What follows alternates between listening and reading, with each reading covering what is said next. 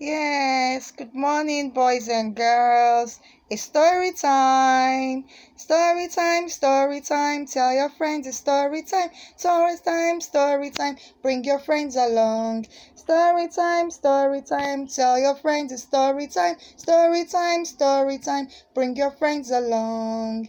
Yes, it's always fun whenever we tell and read stories.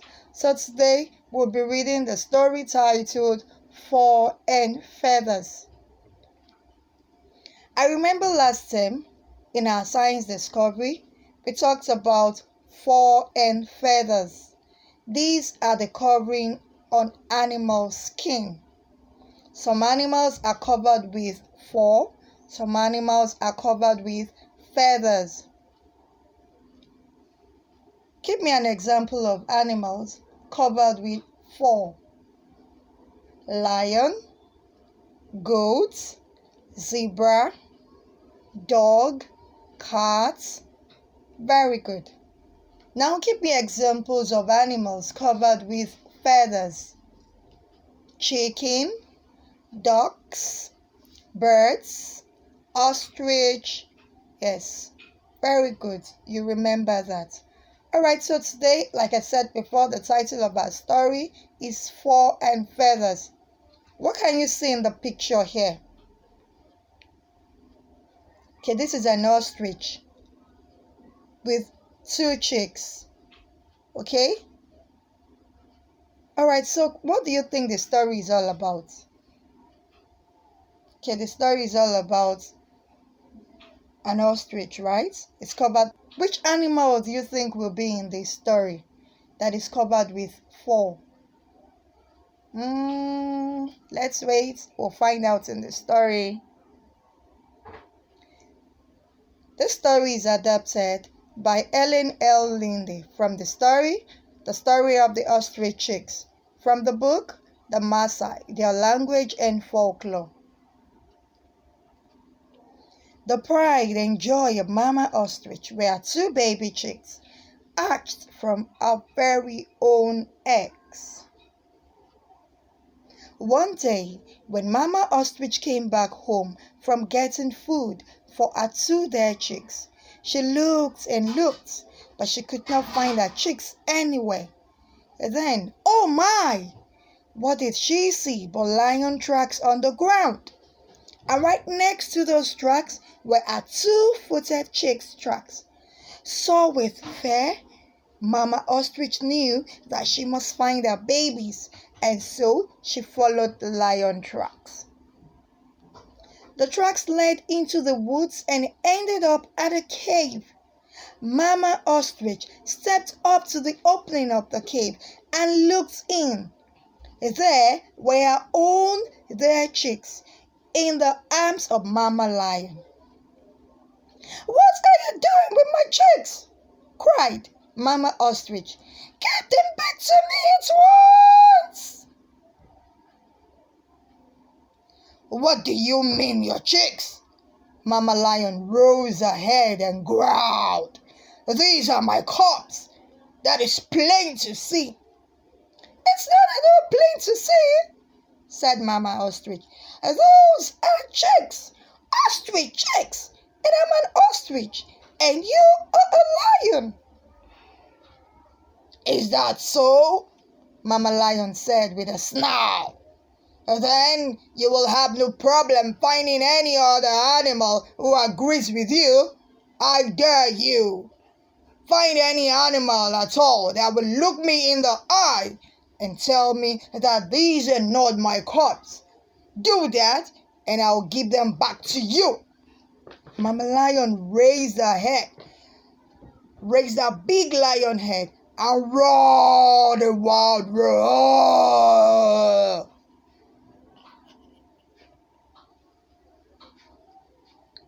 Mama Ostrich ran off to the woods. She must tell each and every animal that she was calling a meeting to talk about this terrible crime.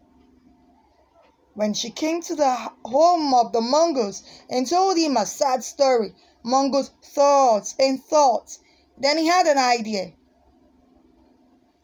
It said she should go to an anthill that was deep in the woods. This anthill was so high it's more tall than many animals. She should dig a hole in front of that anthill, and she should keep digging until the hole came back up behind the hill. You can see the mongoose and you can see the anthill.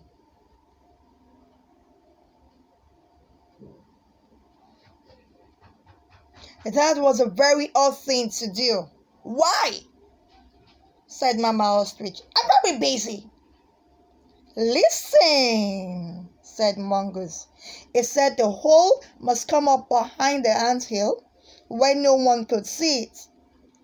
When she was done digging the hole, she should tell all the animals in the woods and Mama Lion too to come to that very anthill at sunset.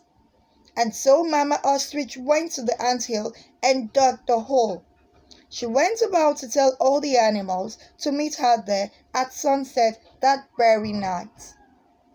When all the animals were at the anthill, she told them how Mama Lion had taken away her dead sweet chicks. The zebras and antelopes and all the other animals looked at the chicks held by Mama Lion and they nodded. But when Mama Ostrich said she needed just one animal to look Mama Lion in the eye and tell her that she was not the mother of the chicks, each and every animal in the meeting looked down at the ground. One by one, when each animal was asked, each animal said in a soft whisper that the little ones belonged to Mama Lion, and there was no question about that.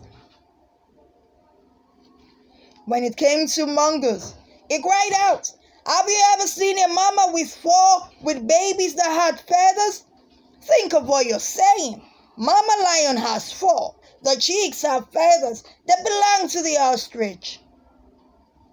Then Mongoose jumped down the hole in front of the anthill. Down the hole he went till where it came out the other end, and quickly he ran off into the woods before anyone could see him run. Mama Lion tried to leap after him when Mongoose had jumped down the hole, but it was too fast. And when Mama Lion went after the Mongoose, the 2 ostrich chicks were freed.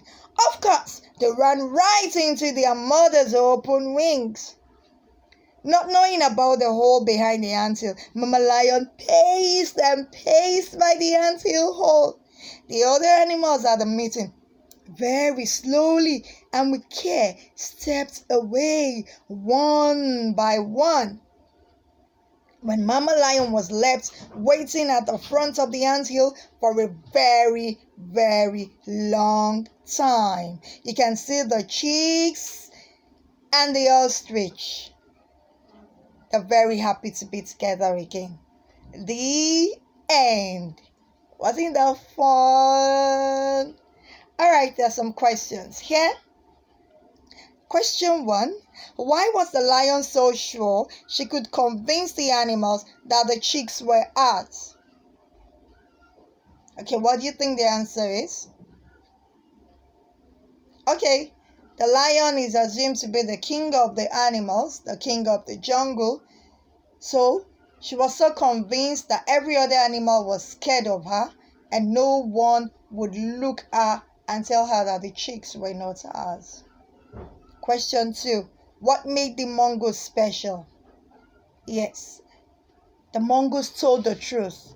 It was the only animal that was brave enough to tell the lion to its face that the chicks were for the ostrich, even though the mongoose ran away at the end. But she still told the truth that made the ostrich chicks go back to their mama ostrich. Alright, bye-bye. See you next time.